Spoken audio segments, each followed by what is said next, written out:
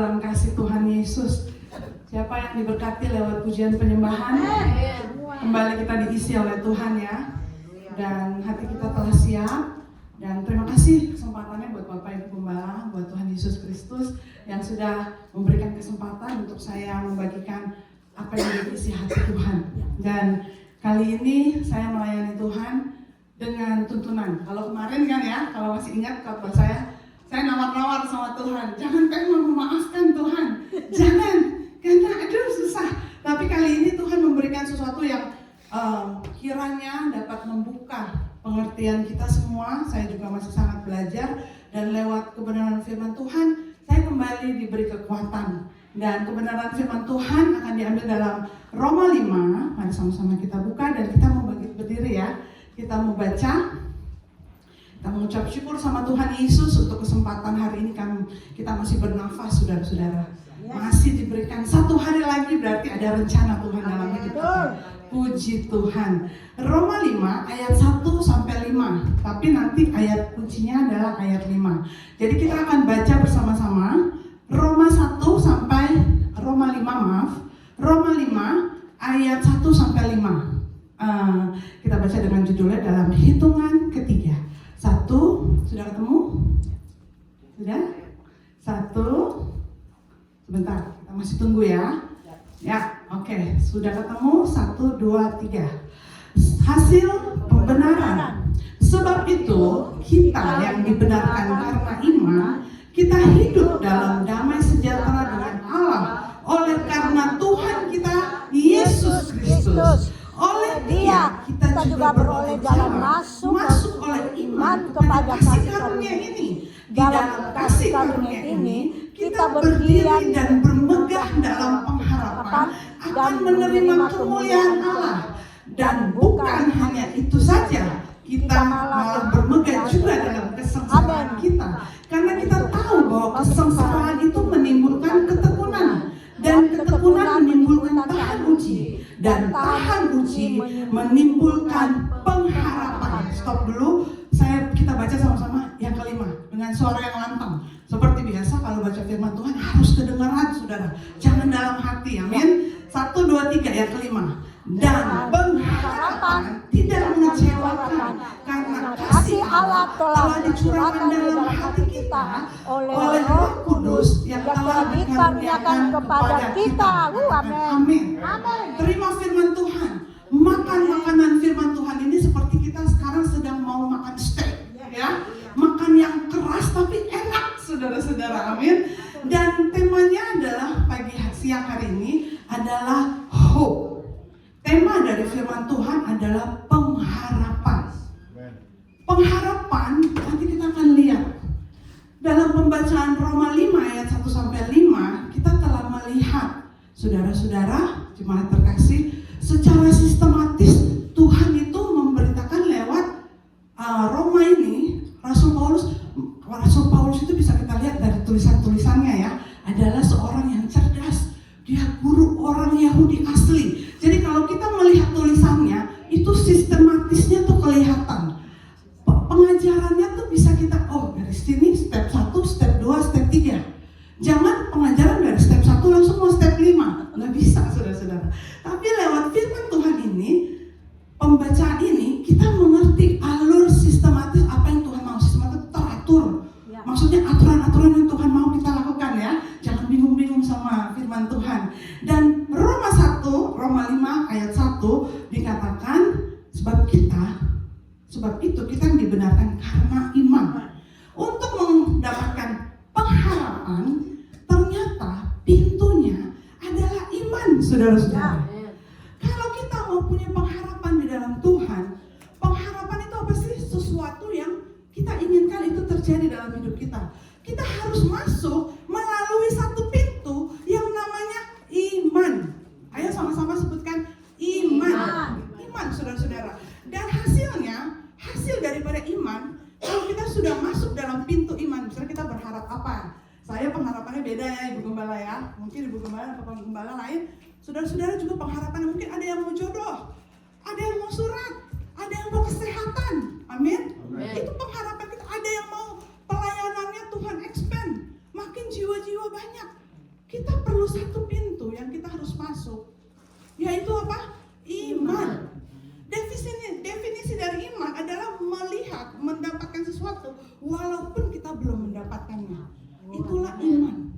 Walaupun kita nggak melihat Yesus disalib, Yesus bangkit, tetapi karena iman kita percaya dia bangkit dan dia sekarang duduk di sebelah kanan Allah. Dan iman itu adalah suatu karunia ternyata, saudara-saudara. Boleh kita ngomong sama orang, kalau tidak ada karunia iman kepada orang itu, dia nggak akan terima. Oleh sebab itu intercessor, pendoa-pendoa zaman akhir ini kerja keras, saudara-saudara. Sekarang belum akhir zaman, tapi di zaman-zaman di akhir. Kalau akhir zaman itu berarti kita sudah masuk ke Desember contoh.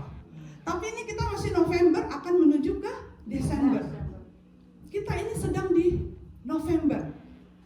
Dari sore menuju malam. Lewat jam 6 berarti sudah malam. Kita ada di setengah 6, saudara-saudara.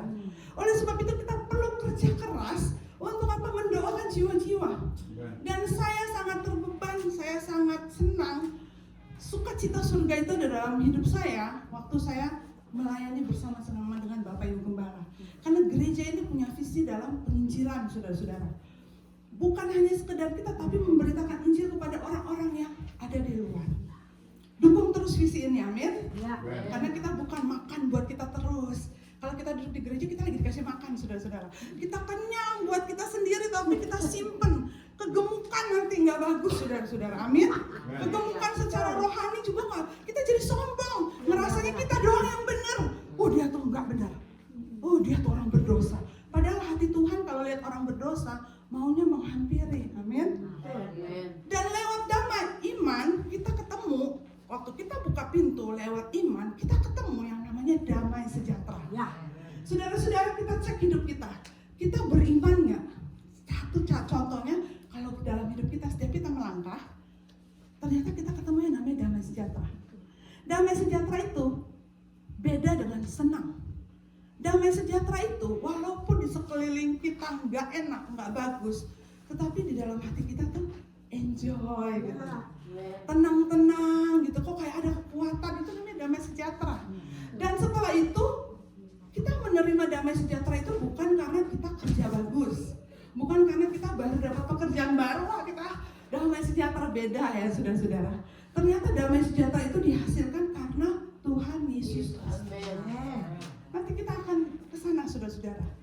Dan ayat 2, oleh dia kita juga beroleh jalan masuk oleh iman kepada kasih karunia ini. Di dalam kasih karunia ini kita berdiri dan kita bermegah dalam pengharapan akan menerima kemuliaan Allah. Wah, imannya senang banget kalau kita baca firman Tuhan ini. Karena di dalam Kristus ternyata pertama mesti melalui Kristus. Mau agama dimanapun saudara-saudara, hanya satu yang menunggu juru selamat. Di saudara kita, sepupu kita menunggu Imam Mahdi. Di agama Buddha menunggu Buddha yang terakhir. Sebenarnya nunggu siapa saudara-saudara? Semua satu. Allah itu satu. Ya, jangan bingung-bingung ya saudara. Oleh sebab itu, melalui Kristus Yesus, Allah yang berinkarnasi pada masa perjanjian baru, jangan bingung, Allahnya 3, enggak ya saudara-saudara. Pribadi memang beda. Tetapi pada waktu perjanjian lama, itu apa? Tuhan Allah Bapa sendiri yang memimpin. Teokrasi. Masa-masa teokrasi. Kalau salah, boom, api mati. Masa perjanjian baru, masa karunia oleh Yesus Kristus. Kita beroleh jalan, saudara-saudara, amin. Yang percaya akan dibaptis. Setelah dibaptis, dia akan dibaptis oleh Roh Kudus, akan menerima karunia-karunia Roh. Oleh sebab itu semua sudah dibaptis di sini. Amin. Puji Tuhan, siap hatimu terima karunia-karunia berikutnya. Dan berikutnya adalah setelah pintu damai sejahtera boleh jalan, kita mendapatkan kasih karunia. Lewat kasih karunia kita boleh bermegah. Wah, saya dapat kasih karunia.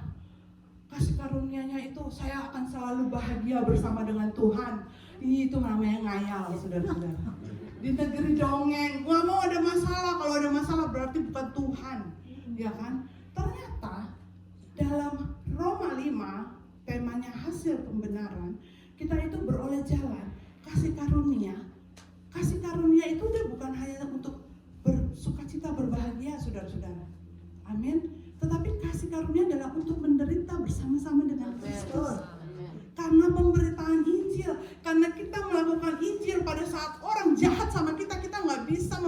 jahat. Kita hanya ngerasain dalam hati, ampuni dia Tuhan. Karena apa? Karena ingat firman. Itu namanya kasih karunia untuk menderita. Jadi kita nggak hidup di negeri dongeng ya, maunya yang enak-enak. Justru lewat penderitaan itu tanpa sengaja ya, saya waktu masuk lewat penderitaan itu saya makin dekat dengan Tuhan. Amin. Tapi jangan keraskan hati, masa mau menderita terus? Jangan ya. Karena hidup ini berputar, saudara-saudara. Kita mau terima janji Tuhan. Tuhan itu Allah yang setia. Dan kita berpegang, dan kemudian pengharapan akan kemuliaan Allah. Setelah kita sadar bahwa hidup kita sebagai orang percaya, kita akan mendapatkan pengharapan. Inilah tema yang akan saya bawa. Saudara-saudara berharap saat ini beribadah. Berharap buat apa motivasinya? Hanya berharap supaya tidak dapat hukuman Tuhan? Aduh, kasihan saudara-saudara. Amin. Tapi kita bermegah berharap pada Tuhan karena apa? Melalui pembalasan kita kepada Tuhan dengan memuji dan menyembah, maka pintu-pintu itu akan terbuka. Amin. Mazmur 91. Baca ya nanti di rumah ya. Mazmur 91. Ingat kalau mau tidur sebelum hari ini lewat baca. Itu Mazmur ayat firman Tuhan favorit orang Kristen. Dia senang baca janji-janjinya. Ayat 2, 3 terus sampai bawah. Tapi jangan di skip ayat pertama ya. Mazmur 91. Berbunyinya apa saudara-saudara? Dalam lindungan. Dalam lindungan Tuhan. Boleh dibacakan ayat 1 dan 2? Orang yang duduk dalam lindungan yang maha tinggi dan bermalam dalam naungan yang maha kuasa akan berkata kepada Tuhan, tempat perlindunganku dan kubu pertahananku, Allahku yang ku percayai. Mau ada malaikat yang menjaga, mau bebas dari busur-busur yang dipanahkan kepada kita, syaratnya ayat 1. Duduk dalam naungan yang maha kuasa. Amin. Kita akan lanjut ayat 3. Bermegah dalam hal apa sih? Ternyata bermegahnya adalah dalam hal kesengsaraan. Banyak yang gak mau saudara-saudara. Tetapi lewat kesengsaraan, jalan yang gak enak, lika-liku hidup di dalam Tuhan. Saya tuh saksian sedikit, ngerti hidup itu setelah di Amerika. Sama. Amin ya, siapa yang setuju? Grup yang ngerti hidup, mungkin yang baru datang, apa sih ya gitu. Tapi saya itu ngerti hidup itu di Amerika. Tante saya jadi saksi. Datang ya kan, kita biasa naik turun mobil di Indonesia. Saya anak perempuan satu-satunya, duduk pulang sekolah, sepatu dibukain, sudah makan diambilin ya. Tiba-tiba nyasar ke Amerika. Melihat jalan, boro-boro ada yang bantuin ya kan, bikin makanan sendiri, naik semuanya sendiri. Saudara-saudara saya di Indonesia taruhan, dia pasti sebulan pulang gitu kan. Pada taruhan, nggak mungkin dia kuat di sana. Taunya saudara-saudara ya. Ternyata saya baru ngerti, berhadapan dengan teman-teman seiman, teman-teman pekerjaan. Berhadapan, diri kita tuh di-verify. Waktu kita ada di pekerjaan, kita tuh di-verify. Tahu di-verify nggak? Kita tuh diuji kembali. Ini firmannya hari Minggu dengar, bener nggak? Ntar diujinya di pekerjaan. Jangan menghindari ya. Waduh, nggak mau, tidak. Salah. Kita mau ya. Masa mau sekolah SMP terus? Siapa sini yang mau SMP abadi? Pasti mau naik kelas ya, habis SMP SMA. Perlu apa? Ntar kita sampai di situ. Ayat 4, saudara-saudara. Dan ketekunan menimbulkan tahan uji, dan tahan uji menimbulkan pengharapan. Setelah kita tahu punya pengalaman pribadi ini sama Tuhan ya, ternyata dalam kesengsaraan itu kita diajar Tuhan, ayat 3, untuk tabah menghadapi masalah. Tabah. Ini bukan salah saya kok, saya kena, apes banget. Tapi belajar tabah. Oh ya udah, nggak apa-apa, mengerti ya kan, saudara-saudara ya. Terus dibentuk dalam kesukaran, terus dimurnikan dalam motivasi. Banyak orang yang kecewa dan jadi anti Kristus akhir-akhir ini. Karena apa? Tidak mengerti konsep ini. Meninggalkan firman Tuhan, meninggalkan kelompok gereja, meninggalkan hal-hal yang baik. Karena apa? Nggak tahan uji. Ya, kalau kita masak kentang, ada yang mau masak kentang 1 detik doang ditaruh di minyak, masih mentah-mentah, frozen kita makan. Kentang itu kita tunggu sampai dia golden brown, sampai crunchy, krek. Berapa menit dipanasin? Apinya mesti berapa banyak? Mesti berapa panas? Mesti cukup panas. Itu proses kita, amin.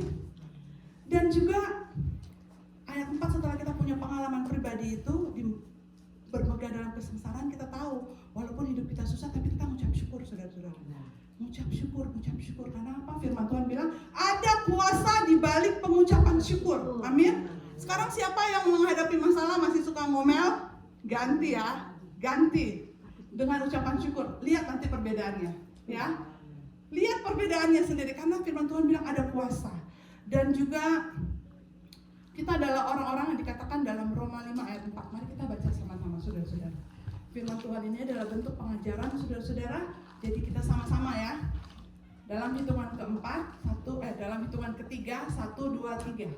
Dan ketekunan menimbulkan tahan uji, dan tahan uji menimbulkan pengharapan. Sampai situ dulu saudara-saudara. Ketekunan, ini yang dimaksud ayat 4 itu kita disuruh tekun, disuruh gigih, jatuh, bangun lagi, jatuh, bangkit lagi. Jangan misalnya nih ada orang pertandingan ya di Asian Games atau Olimpiade, terus dia jatuh nggak mau bangun, dia tidur aja di situ. Kira-kira gimana saudara-saudara? Bukan pertandingan, amin. Jatuh, bangun lagi, bangkit lagi, belajar dari kesalahan. Saya pun seperti itu saudara-saudara. Mau tidak mau kita akan dibentuk terus oleh Tuhan. Dan orang-orang yang tekun adalah orang-orang yang tahan uji. Kalau bahasa aslinya bilang kabal. Tahu saudara-saudara kabal artinya? Apa itu? Ayo orang yang manokat-manokat nih. Kabal apa artinya? Kebal. Tapi dalam konotatif yang baik ya. Kuat. Ya, kabal dia nggak bakalan jatuh, nggak bakalan tersinggung, nggak bakalan. Iya. Kita akan jadi orang-orang yang punya pengharapan. Kemarin saya meeting saudara-saudara di gereja saya, karena begitu banyak dinamika. Biasa kalau mau Natal ya banyak acara-acara, banyak dinamika. Saya ngomong, buka meeting saya ngomong. Siapa yang mau ngambek, siapa yang mau mundur, mundur dari sekarang. Siapa yang masih suka tersinggung, siapa yang gak mau bergandengan tangan, mundur dari sekarang. Kalau enggak buang-buang waktu. Puji Tuhan. Walaupun mereka kaget. Karena apa? Di dalam Tuhan ini kita udah mesti move on. Amen. Udah bukan waktunya drama-drama saudara-saudara. Udah bukan waktunya ngambek-ngambek lagi. Karena tantangannya makin besar. Puji Tuhan, akhirnya disaring dan ketemu orang-orang yang solid, dimurnikan. Karena apa? Motivasi kita itu akan diuji. Saya mengasihi Engkau Tuhan. Keluar dari tempat ini langsung, benar nggak mengasihi Tuhan? Amin. Dan berikutnya saudara-saudara, ayat 5. Ayat 5 itu, dan pengharapan tidak mengecewakan karena kasih Allah telah dicurahkan di dalam hati kita oleh Roh Kudus yang telah dikaruniakan kepada kita. Saudara-saudara mungkin lupa. Mungkin saudara-saudara terlalu banyak masalah intimidasi sehingga kita lupa kita sudah dikaruniakan Roh Kudus. Roh Kudus itu adalah roh yang menolong kita, roh yang membantu kita saudara-saudara. Oleh sebab itu kalau kita ngerti ada Roh Kudus, kita nggak mungkin kecewa. Karena Roh Kudus pada saat kita mau kecewa, hati nurani kita itu akan ngomong. Firman itu bukan lagi di luar, firman Tuhan bilang. Firman Tuhan itu ada dekat di dalam hatimu. Firman Tuhan itu yang akan memberikan. Oleh sebab itu kita cuma ngelihat aja orang kalau yang jatuh bangun berarti keras hati saudara-saudara. Kalau sudah ada Roh Kudus, biasanya kalau orang yang lembut hatinya itu akan belajar dari pengalaman. Amen. Kalau dia sudah jatuh sekali, kita hidup nggak mungkin nggak pernah jatuh. Nanti ada sayap di belakang saudara-saudara. Terus semua pada layang-layang semuanya. Karena kita belum sempurna. Nanti ada waktunya kita disempurnakan. Oleh sebab itu banyak masalah. Jatuh, bangun lagi. Tersandung, bangkit lagi saudara-saudara. Amin. Inilah yang dinamakan pengharapan di dalam Tuhan. Gak pernah mengecewakan. Artinya apa? Kita sendiri yang memutuskan untuk tidak kecewa. Dan yang berikutnya, kita sudah mengerti apa yang dimaksud ya. Itu penjelasannya. Definisinya pengharapan. Pengharapan itu baru dikatakan pengharapan kita benar kalau sudah ada hasil pembenaran. Kalau sudah ada hasilnya baru pengharapan kita benar. Ya saudara-saudara. Dan saudara-saudara perlu ketahui, hasil pembenaran itu hanya kepada Yesus Kristus. Teladan Yesus Kristus, amin. Kalau yang belum mengerti teladan Yesus Kristus itu apa? Mulai gali itu perjanjian baru. Apa saja teladan Yesus? Teladan Yesus itu apa? Dalam hidup kita, waktu dia dihina, dicaci maki, dia memberkati. Dia tahu menempatkan porsinya. Bagaimana mau mengasihi, bagaimana mau menegur. Amin. Yang Yesus tegur itu apa? Orang berdosa, wanita Samaria yang ketemu waktu di sumur. Kamu ya, memang kamu ini berdosa ya. Itu bukan Tuhan Yesus, itu saya dan saudara mungkin. Tapi Tuhan Yesus bertemu dengan dia, mengasihilah, dari dalam hatimu akan keluar aliran-aliran. Ternyata yang perlu dibereskan adalah hati kita, amin. Tapi pada saat bagaimana Tuhan Yesus menegur, engkau ini ya seperti kuburan, seperti tengkorak, kuburan yang luarnya bagus, dalamnya tengkorak. Pada siapa? Pengajaran itu datang, teguran itu datang pada orang-orang yang sudah mengerti firman. Makanya hati-hati kalau sudah mengerti, karena kita dituntut, amin. Dan sebenarnya Tuhan itu hanya satu. Saya mau jelaskan sedikit ya. Tuhan itu hanya satu, pribadi Allah Bapa. Dan dikatakan, kok banyak ya Tuhannya, ada yang ngomong begitu ya. Sebenarnya sejarahnya itu dari Babel, saudara-saudara. Waktu saat Babel, itu ada di Kejadian 11 ayat 1 sampai 9, saudara bisa buka. Orang-orang itu berkumpul, mari sama-sama kita buka ya. Kejadian 11. Adapun seluruh bumi satu bahasanya dan satu logatnya. Maka berangkatlah mereka ke sebelah timur dan menjumpai tanah di dataran Sinear, lalu menetaplah mereka di sana. Itu sekarang, zaman sekarang Sinear itu Irak, saudara-saudara ya. Dan ketiga, mereka berkata seorang kepada yang lain, marilah kita membuat batu bata dan membakarnya baik-baik. Lalu bata itu dipakai untuk mereka sebagai batu dan tergala-gala sebagai tanah liat. Dan juga ayat 4 juga kata mereka, marilah kita mendirikan sebuah kota dengan sebuah menara yang puncaknya tinggi ke atas. Intinya adalah dia ingin menyamai Tuhan, menandingi Tuhan. Dia pikir dia bisa bikin batu yang banyak supaya naik ke atas, bisa ketemu Tuhan di atas. Karena pandangan orang itu selalu Tuhan ada di atas. Ya, saya bersyukur yang di atas itu siapa? Kan banyak orang ngomong gitu ya. Ternyata yang di atas itu genteng. Maksudnya yang di atas itu Tuhan. Itu sedikit banyak itu dari Babel ini, saudara-saudara. Kemudian Tuhan melihat karena mereka begitu angkuh, akhirnya dicerai-beraikan. Dibuat mereka kacau balau sehingga mereka nggak ngerti. Dan diserakan, salah satunya orang Asia ya. Orang Asia itu karena menghadap matahari timur, makanya sipit saudara-saudara. Begini jalan yang ngadep matahari timur ya. Matahari itu, orang jangan heran, orang-orang ini ya saudara-saudara. Karena memang dipisahkan, diarahkan ke matahari timur, matahari terbit dan tenggelam. Kemudian akhirnya Tuhan mengacaukan, oleh sebab itu Babel itu disebut apa? Lambang keangkuhan dari manusia. Mulai dari situlah orang-orang itu yang terpisah itu akhirnya dimulai dari akhir bah. Kemudian akhir bah dihapus lagi ya saudara-saudaranya. Kemudian muncul Ham, Sem, dan Yafet. Dan kemudian mulai dari situlah mereka mencoba untuk manusia itu pada dasarnya pengen punya sesuatu yang disembah itu bisa kelihatan.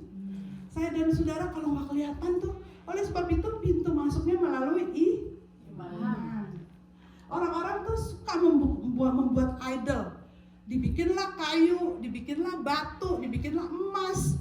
Pengen lihat gitu. Padahal buatan tangan manusia. Padahal Tuhan itu hanya satu, amin. Pada saat tadi saya sudah jelaskan masa teokrasi, kemudian beralih kepada inkarnasi Yesus Kristus, kemudian beralih pada zaman kita masa anugerah, yaitu Roh Kudus. Oleh sebab dalam hal ini kita melihat bahwa manusia itu nggak mampu menyelami pikiran Tuhan, amin. Manusia nggak mampu. Kemudian Allah mengacaukan dengan satu tujuan agar apa? Mereka tidak bisa berkomunikasi untuk bersekongkol mengadakan hal-hal yang jahat di hadapan Tuhan. Semua diizinkan Tuhan. Dan berikutnya saudara-saudara, pembenaran iman adalah hal yang terus-menerus disempurnakan. Kalau kita ngomong saya adalah orang beriman, jangan heran kalau saudara akan diverifikasi, diuji lagi lewat apa? Mungkin lewat suami, mungkin lewat istri, mungkin lewat teman-teman pekerjaan, teman-teman pelayanan, mungkin akan diverifikasi dengan Bapak Ibu Gembala. Relakanlah hati kita, amin. Karena kalau kita sudah maju sama Tuhan, kita nggak bisa mundur, saudara-saudara. Haleluya. Pada saat kita maju sama Tuhan, berjalan Tuhan, saya komit. Saya sering ngomong sama pelayan-pelayan. pelayan-pelayan Tuhan. Kalau engkau orang percaya, bukan hanya pelayan yang sudah ambil bagian komitmen. Kalau engkau bilang, Tuhan saya mau melayani engkau, layani Tuhan. Amin. Permasalahan apapun datang kepada Tuhan. Kenapa? Pada saat kita ngomong, Tuhan saya mau melayani engkau Tuhan, ada pagar perlindungan Tuhan yang diberikan kepada kita, yaitu Mazmur 91. Pada saat bilang, oh enggak Tuhan, melayani Tuhan tuh pedes, sakit hati, pahit, melayani Tuhan tuh enggak enak gitu ya. Pelan-pelan pagar itu diangkat, saudara-saudara. Pada saat pagar itu diangkat, kita jadi apa, saudara? Hanya Tuhan dan setan, iblis. Itu jadi apa? Bulan-bulanannya iblis. Oleh sebab itu, pada saat kita I have decided to follow Jesus, no turning back, no turning back. Imani lagu itu, saudara-saudara. Dan saat ini adalah semua itu harus dikerjakan sempurna oleh Tuhan Yesus Kristus. Kita baca di ayat Roma 5 ayat ke-6 yang sudah kita baca sama-sama ya, saudara-saudara. Roma 5 ayat yang ke-6. 1, 2, 3.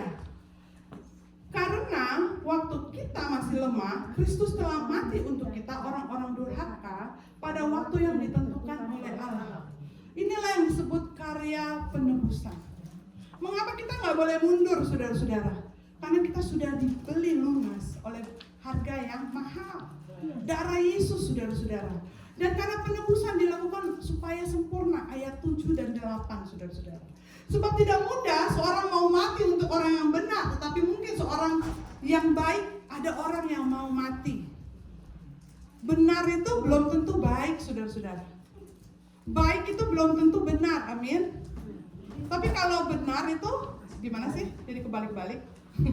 Baik belum tentu benar, tapi kalau benar pasti baik. Sudah pasti baik. Kadang kebenaran itu seperti makan pare. Siapa yang suka pare? Suka pahit-pahit. Kebenaran itu tuh pahit, ditelannya nggak enak gitu ya. Tetapi seperti Yeremia bilang apa? Meskipun pahit pasti telan, rasanya seperti madu. Dan kita juga yakin sepenuhnya bahwa kita adalah umat tebusan Tuhan. Amin. Ayat 9 dan 10. Lebih-lebih kita karena sekarang telah dibenarkan oleh darahnya, kita pasti akan diselamatkan. Katakan amin. Amin. Pada saat iblis mengintimidasi kita, harapan kita mulai terkikis. Kenyataan itu rasanya gak enak nih, hati kita nih, aduh tercabik-cabik. Hati yang gembira adalah obat semangat yang patah, aduh udah gak ada semangat lagi. Ingat satu hal ini, saudara-saudara, ya, bahwa apa? Kita sekarang telah dibenarkan oleh darahnya. Yes. Walaupun dunia mencoba untuk menyala-nyalakan saudara, tapi kebenaran firman Tuhan bahwa kita sudah dibenarkan. Amin. Dan kalau sudah lihat terus ya, Roma 5 itu adalah ayat-ayat berikutnya adalah Adam dan Kristus. Lewat Adam kita terima dosa, ya, walaupun bayi baru lahir, belum ada apa-apa, sudah berdosa, tapi lewat Yesus Kristus kita diselamatkan. Kita harus pegang kuat di dalam hal ini, saudara-saudara, amin. Sehingga pada saat ada pengajaran yang sesat, engkau berdosa. Kenapa orang bunuh diri? Kenapa orang meninggalkan gereja, meninggalkan persekutuan? Karena apa? Itu terlalu banyak hal-hal yang buruk yang ditujukan kepadanya dan dia tidak kuat secara firman. Tapi ingat, kita sudah menang pada saat iblis ngomong. Iblis bisa pakai siapa aja, saudara-saudara, amin.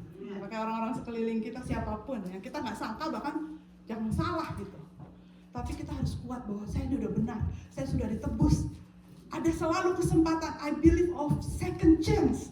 Amin. Selama hidup kita, nafas kita masih ada, selalu ada kesempatan. Amin. Dan pengalaman aplikasi ini dalam firman Tuhan, kata kuncinya satu, saudara-saudara. Dari definisi firman Tuhan saya ini, di akhir-akhir dari firman ini, hanya satu definisinya. Dari semua yang sudah kita dengarkan siang hari ini, hanya satu definisinya, itu ayat 5. Apa itu ayat 5? Jangan kecewa. Untuk kita tetap memegang pengharapan. Untuk saya sebagai hamba Tuhan tetap percaya bahwa Tuhan datang untuk memberikan rancangan damai sejahtera. Saya harus percaya satu hal ini. Saya nggak boleh kecewa. Amin. Kalau saudara udah kecewa, makan apa aja nggak ada rasanya. Amin. Oleh sebab itu, jagalah hatimu dengan segala kewaspadaan. Ini semua sistematisnya firman Tuhan. Ada kerajaan sorga di mana Allah bertata, ada kerajaan Allah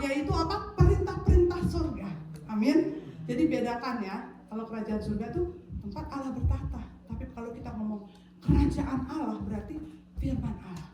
Amin. Dan orang yang kecewa itu seperti pintu yang tertutup. Pernah dengar firman Tuhan bilang pintu yang tertutup berabad-abad? Rasul Paulus bilang, kami menghancurkan, kami menangkan setiap pikiran, kami menghancurkan setiap benteng-benteng iblis. Karena apa? Pintu yang tertutup. Firman Tuhan gak bisa keluar, firman Tuhan gak bisa jadi pemenang. Dan saudara-saudara, contoh harapan kita adalah apa? Waktu kita sakit kita mau disembuhkan, amin. Tapi kenyataannya kok gak sembuh-sembuh. Ada dua hal. Memang karena Tuhan mau menguji kita, atau karena kita sudah. Ada karena dosa, Tuhan mau kita melakukan firman karena dosa. Tapi ada juga karena kita nggak mau pantang, saudara-saudara ya. Jadi pengharapan kita jangan salah ya. Ini saya udah berdoa, udah puasa, tapi kok Tuhan, kita bisa membedakan pengharapan. Dan yang berikutnya adalah waktu Tuhan memproses hidup kita, ternyata masih ada dosa yang belum selesai. Apakah kita akan kecewa kalau penyakit kita ternyata Tuhan belum sembuhkan? Amin. Rasul Paulus, saya melayani Tuhan loh, saya pelayanan loh, penginjilan kota demi kota seluruh dunia. Kenapa ini kok nggak sembuh-sembuh encoknya? Ternyata ada duri yang ditaruh, amin. Supaya apa? Dengan karunia yang besar, urapan yang besar, dia jalan aja, bayangan ribuan dimenangkan. Kalau tidak ada duri, kesombongan itu. Kalau engkau sedang ada di atas, ingat, siapa yang membawa engkau naik ke atas, amin. Kadang kehancuran, kejatuhan diizinkan untuk menghancurkan kesombongan. Siapa yang merasa sedang jatuh saat ini? Lihat dari sisi Tuhan melihat, amin. Aduh Tuhan, saya udah bangun hidup saya, kenapa kok saya hancur lagi? Saya akan percepat saudara-saudara. Saat kita mau jawaban doa, tapi kita belum berdamai. Karena penyakit-penyakit tertentu hanya bisa pada saat kita mengaku dosa. Dan apakah harapan kita tidak tercapai pada saat kita berharap pemakaian Tuhan sempurna di dalam hidup saya? Saya mau dipakai Tuhan, pelayanan saya misalnya worship leader, memberitakan kebenaran firman Tuhan. Tapi kita jadi orang yang selalu kecewa. Kira-kira pengharapan kita bisa accomplish ya? Gak bisa, amin. Kita udah jadi belajar sistemnya Tuhan, amin. Bukan kita sistemnya kita ya.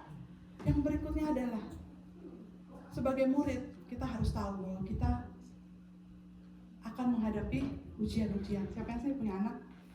Ujian harian, UTS, ujian tengah semester, ada ujian akhir semester. Kita sama saudara-saudara sedang belajar. Siapa di sini yang nggak mau belajar? Waktu ujian harian kita gagal terus. Waktu ujian harian gagal terus, kita nggak ngerti maksudnya. Ujian tengah semester kita nggak unpass. Waktu ujian tengah semester kita nggak pass juga. Ujian akhir kita nggak akan bisa. Kita di kelas itu terus, stuck terus, itu kita kecewa. Ini siasat iblis, amin. Tapi kita mau maju terus, saudara-saudara. Harapan, tinggal harapan pada saat kita tidak mau melangkah dengan iman. Di ayat firman Tuhan ini, saudara-saudara, saya mau bersaksi satu hal tentang pengharapan. Saya akan pulang, saudara-saudara, dalam beberapa waktu. Minggu terakhir, minggu besok, kemudian hari tanggal 29 saya akan pergi. Tapi lately, Tuhan melakukan hal-hal yang luar biasa. Karena saya tetap bertahan dalam pengharapan saya. Mungkin ada beberapa orang yang sudah saya ceritakan secara pribadi. Saya bertahan dengan pengharapan saya bahwa Tuhan tidak pernah salah dalam hidup saya. Amin. Amin. Tetapi yang datang, tuduhan, saya emang nggak ngerti, saudara. Saya cuma bisa merasakan kepekaan ini. Kenapa ya? Kok gini ya? Tapi apa ya Tuhan? Saya salah apa ya? Tapi pada saat saya koreksi, oh nggak ada yang salah. Saya tanya Roh Kudus bilang maju terus, jalan terus. Oke Tuhan, saya jalan. Terakhir ada beberapa orang yang datang, bukan satu orang.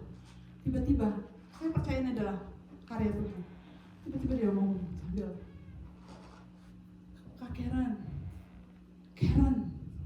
kenapa? Saya mau ngomong sama kamu, kenapa? Kemudian dia bercerita. Saya nggak percaya. Orang ngomong katanya begini, kamu begini, kamu begitu, kamu begini. Emang ngomong apa? Tadinya saya nggak mau. Oh ya udah, namanya itulah hamba Tuhan, itu salibnya kita. Bukan satu orang, berdatangan dalam 2 bulan terakhir datang kepada saya ngomong.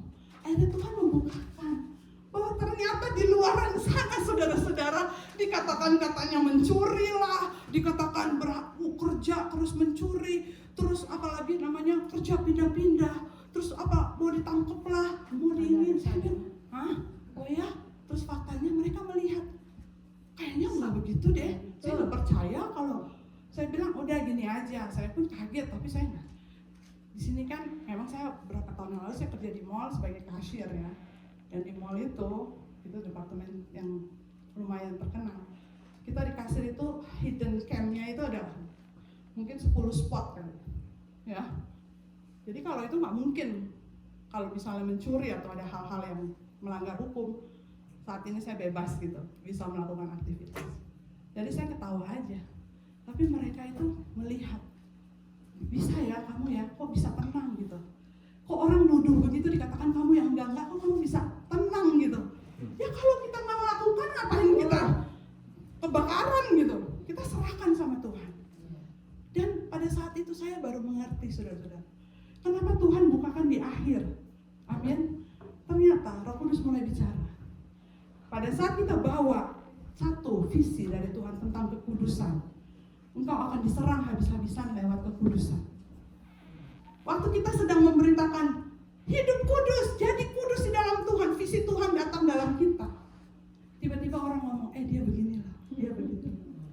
Waktu kita sedang ngomong kebenaran Tuhan, tiba-tiba jangan dengerin, dia begini, dia begitu. Ternyata apa?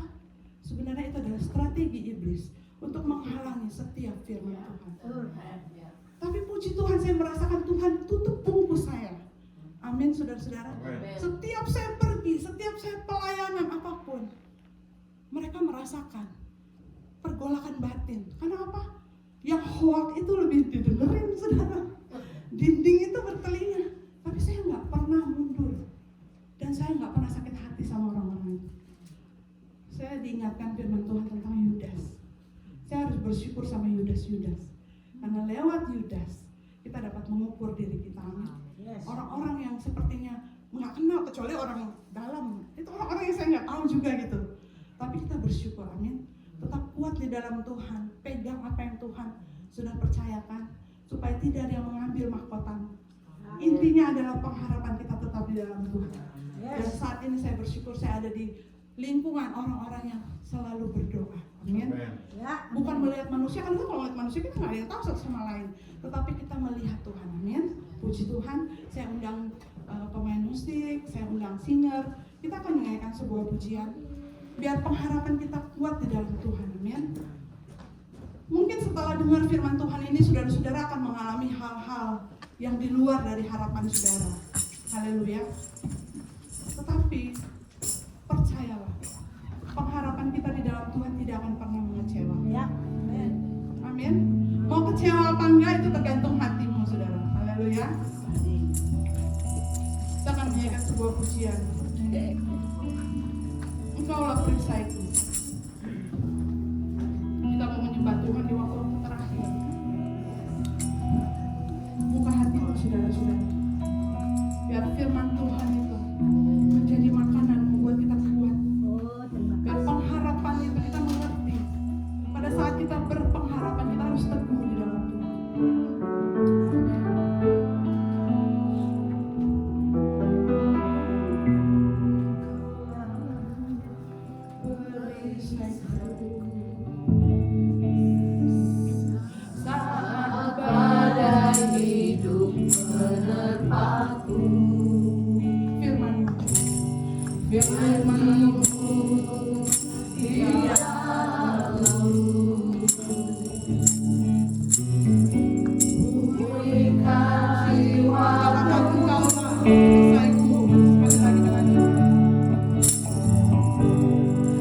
Engkau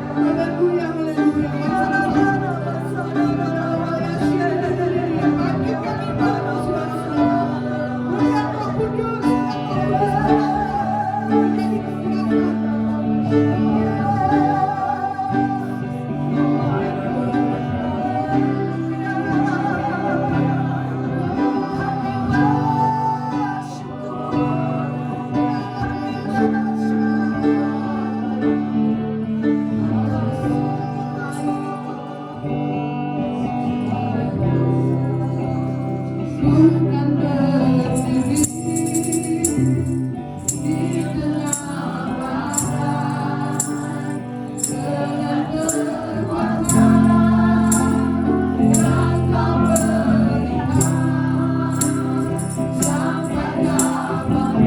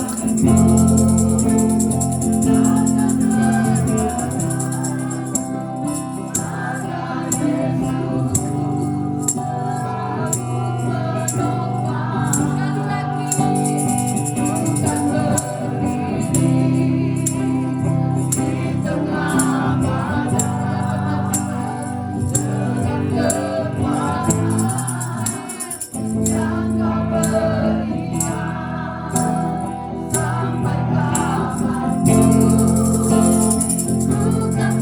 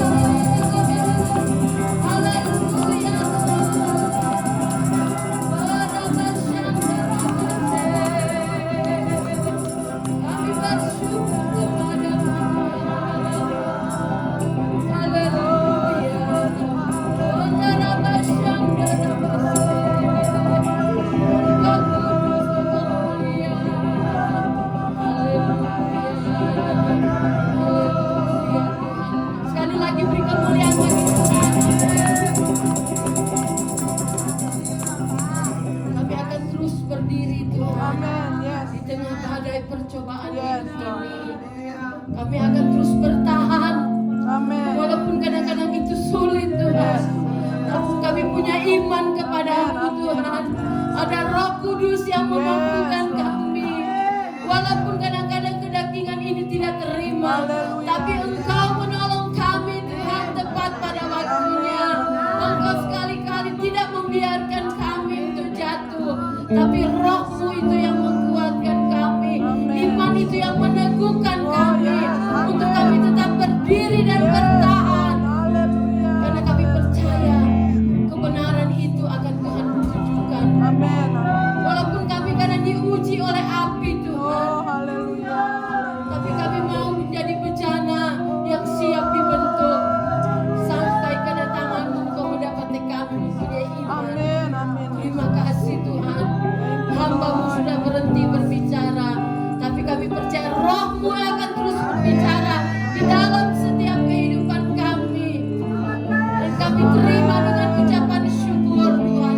Firman-Mu yang indah membentuk dan menguatkan kami pada sore hari ini. Untuk kami tidak kecewa, Yes. tapi tetap kami mau maju terus melayani Tuhan sampai Tuhan datang. Berkati hamba-Mu Pastor Karen, bahkan pelayanan yang ada di Purwokerto Tuhan. Bapak Gembala Daniel, anak keluarga dan seluruh sidang jemaat Tuhan, bahkan dipakai oleh Tuhan luar biasa. Lewat pelayanan mereka ada jiwa-jiwa dimenangkan.